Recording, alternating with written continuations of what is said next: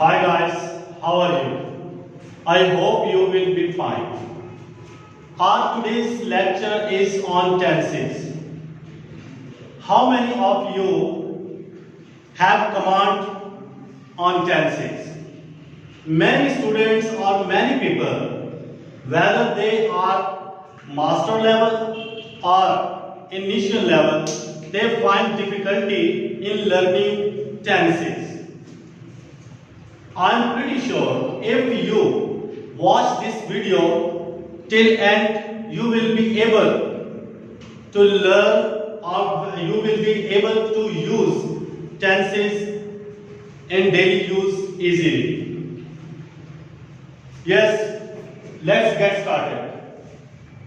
Tenses. Tenses indicate the time of an action in sentences done by the subject of a sentence.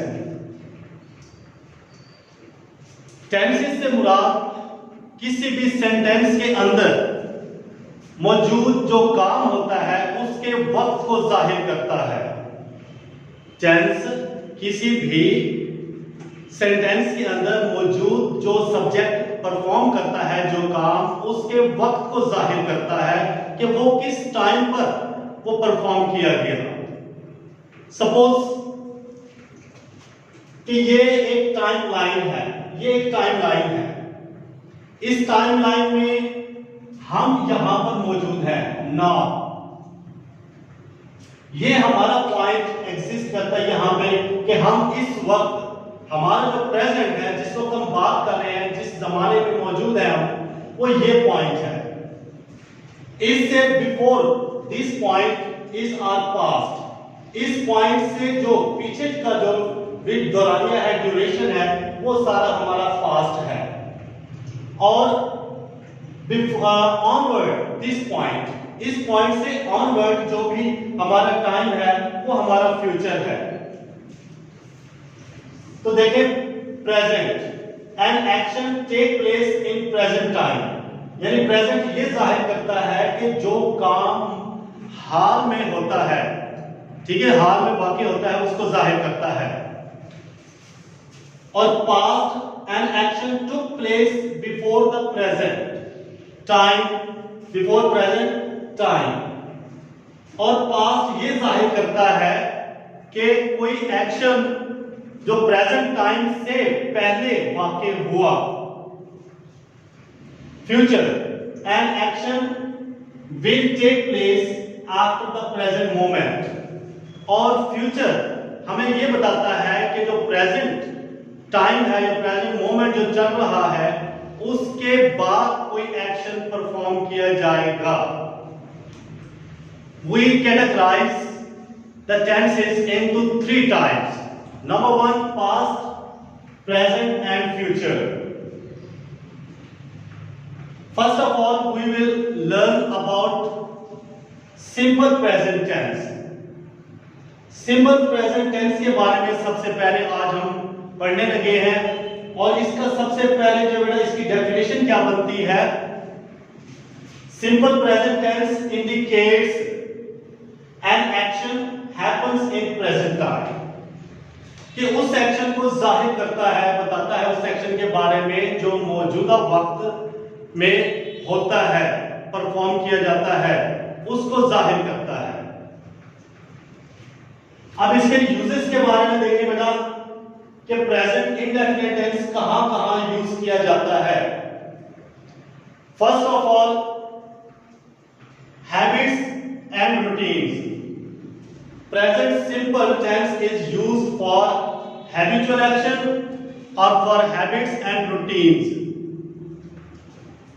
Have a look at these sentences. Number one, do you smoke? क्या आप smoking करते हैं, यानी habit है क्या आपकी smoke करने की। I drink at breakfast. I drink tea at breakfast. मैं ब्रेकफास्ट में जो है वो टी पसंद करता हूं या मैं पीता हूं, ये मेरी रूटीन है, ठीक है। The bus runs very every hour.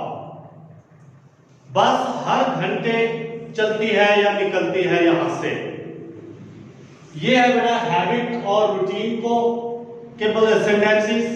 अब नेक्स्ट है बेटा unchanged situation. Mean present indefinite tense is also used in unchanged situation. ऐसी सिचुएशन जो तब्दील नहीं हो सकती, चेंज नहीं हो सकती। For example, he has 2 daughters। उसकी 2 बेटियां हैं। अब ये रिवर्स या चेंज नहीं हो सकता ये सिचुएशन। I am married. मैं शादीशुदा हूं। Unchanged. I work at mall. कि मैं मॉल पर काम करता हूं या मॉल में काम करता हूं। ये भी अनचेंज्ड। नेक्स्ट है बेटा third use of present simple is facts and general truth. कि ये फैक्ट्स के बारे में, हक़ाइक़ के बारे में, रियलिटी के बारे में और जनरल ट्रूथ के बारे में भी हमें बताता है। जैसे कि the sun does not revolve. कि सूरज नहीं रिवॉल्व करता, घूमता या हरकत करता। नंबर 2 है वाटर फ्रीजेस एट 0 डिग्री। कि वाटर, पानी 0 डिग्री पर फ्रीज होता है। रियलिटी है, फैक्ट है, साइंटिफिक फैक्ट है। नेक्स्ट है बेटा पाकिस्तानी पीपल स्पीक उर्दू। पाकिस्तानी लोग उर्दू बोलते हैं। ये भी एक फैक्ट है। तो इसके लिए भी हम प्रेजेंट सिंपल यूज करते हैं। Number 4, present simple is also used for future schedule and fixed plan. ठीक है, ऐसे प्लान जो हमारे फ्यूचर में हमने परफॉर्म करने हैं, ठीक है, या जो फिक्स्ड प्लान हो। जैसा कि the bus leaves every 30 minutes. ये फ्यूचर शेड्यूल है कि बस हर 30 मिनट बाद निकलेगी या निकलती है। ठीक है, मेन के उस वक्त नहीं निकल रही, निकलेगी। आई have a meeting on the 25th। ये भी फिक्स्ड प्लान है कि मेरी 25 इस मंथ की, इस महीने की 25 तारीख को मेरी मीटिंग है। फिक्स्ड प्लान है। यहां पर एक बात जरा सुन लें कि आप शायद यहां पर जो यूज किया गया हैव, इससे कंफ्यूज ना हो, क्योंकि ये हैव जो है वो बेटा हैव और हैज ये बेस फॉर्म्स भी हैं। ठीक है, ये बेस फॉर्म भी है और इनकी जो पास्ट फॉर्म्स जो है वो हैड होती है। Has, had had, have, had had. इसलिए यहां पर सब्जेक्ट के बाद हमेशा वर्ब की फर्स्ट फॉर्म, तो हैव यहां पर एज अ मेन वर्ब आया है, ना कि हेल्पिंग वर्ब यूज किया गया है। तो I have a meeting on the 25th। Our holidays start tomorrow. ये भी बड़ा एक शेड्यूल है कि नेक्स्ट कल से हमारी जब छुट्टियां शुरू होने वाली हैं। When does movie start. Movie कब स्टार्ट होती है, कि क्या शेड्यूल है मूवी के स्टार्ट होने का। नेक्स्ट बेटा फिफ्थ एंड लास्ट वन, इसका यूज जो है वो क्या है, सुने बेटा। The simple present tense is also used in zero conditional, zero conditional and in if clause of conditional type 1।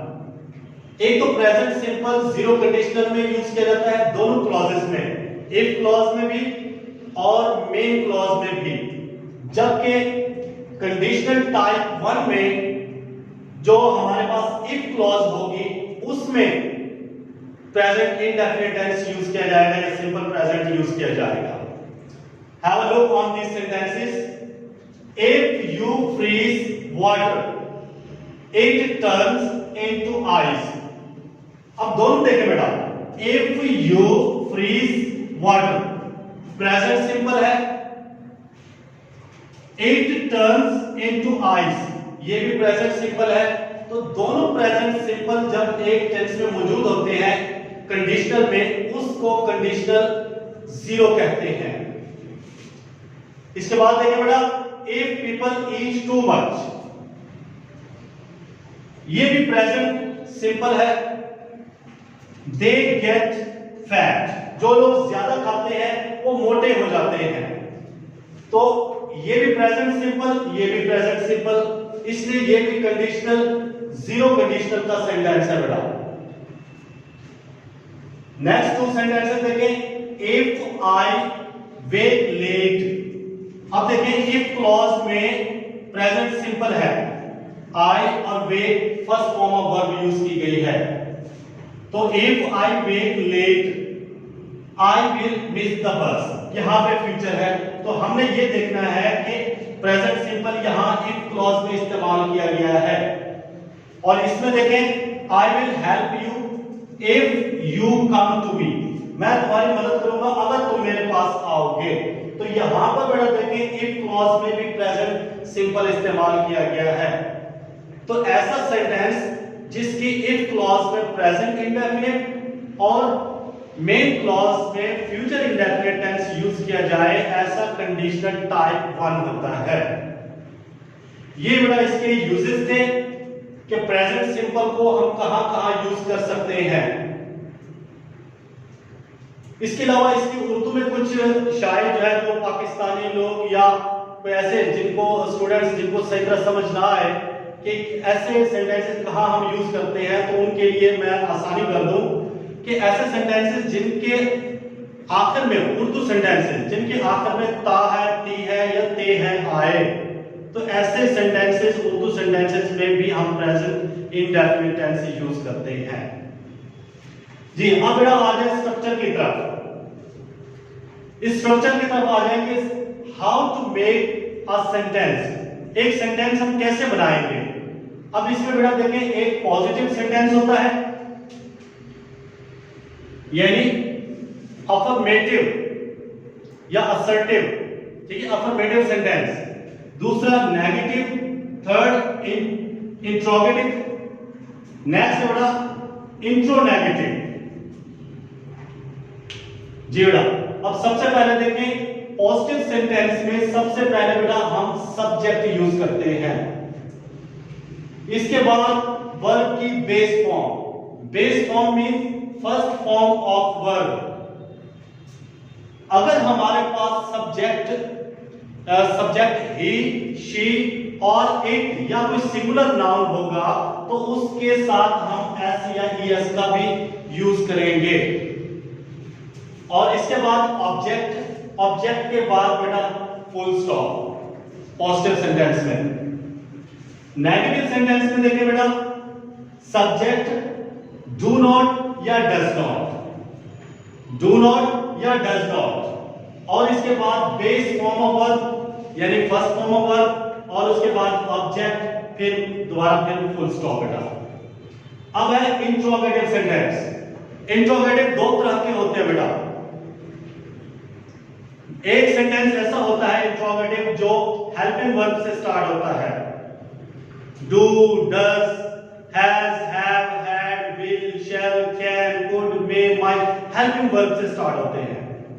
और दूसरा सेंटेंस जो होता है वो WH फैमिली से स्टार्ट होता है। WH, why, when, where, what, how much, how many, etc. इनसे स्टार्ट होते हैं।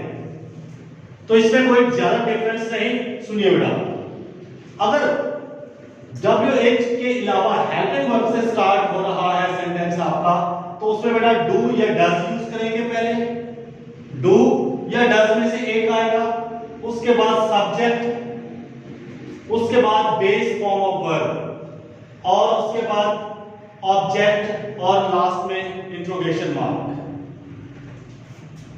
और अगर आपके सेंटेंस में क्यों, कब, कैसे, कितने, कहां, इस तरह के वर्ड्स हैं, इट मींस कि ये WH फैमिली से बिलोंग करता है।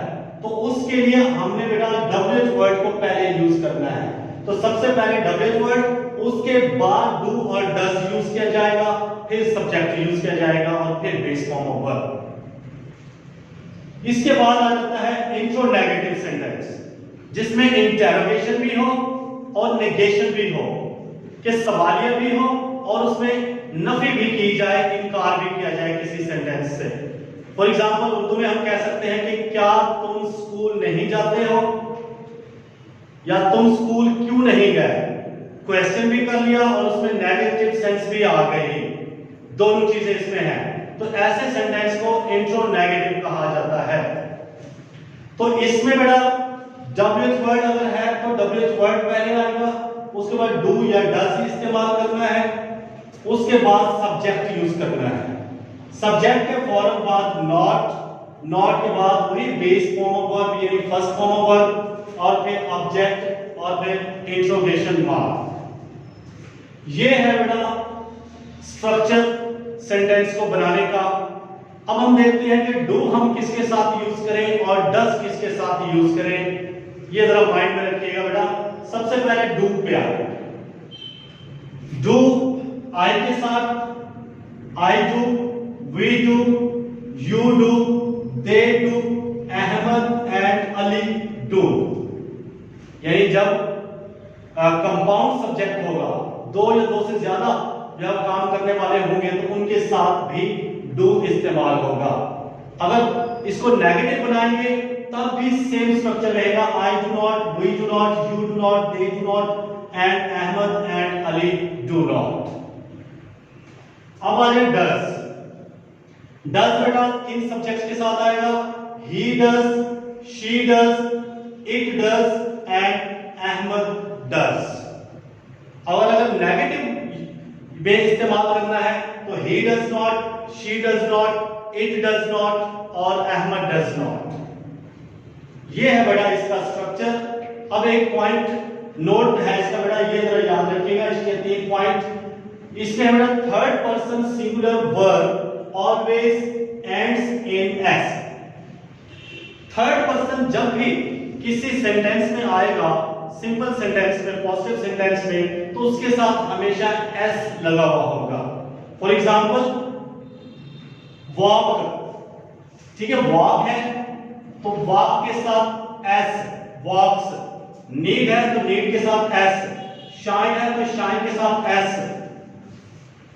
इसके बाद रॉब है तो रॉब्स के साथ एस। सेकंड पॉइंट देखिए, add es to the verbs ending in s, x, sh और ch। जब आपका कोई वर्ब इन 4 में से किसी, ठीक है, किसी ग्रुप पे या किसी जो है इसमें पॉइंट पर जो है अगर खत्म हो रहा हो, डबल एस पर खत्म हो रहा हो, एक्स पर, एस एच पर या सी एच पर, तो उनके साथ हमेशा ई एस का इस्तेमाल करना है। फॉर एग्जाम्पल पास, PASS, पास, इसके साथ हमने यूज कर दिया ES, पासिस। फिक्स, इसके साथ हमने यूज कर दिया फिक्सेस। पुश है तो इसके साथ ES यूज कर दिया पुश, पुशेस। अब थर्ड पॉइंट देखें, वर्ब्स एंडिंग इन Y। ऐसे वर्ब जो Y पर खत्म हो। Change into IES if there is a third person।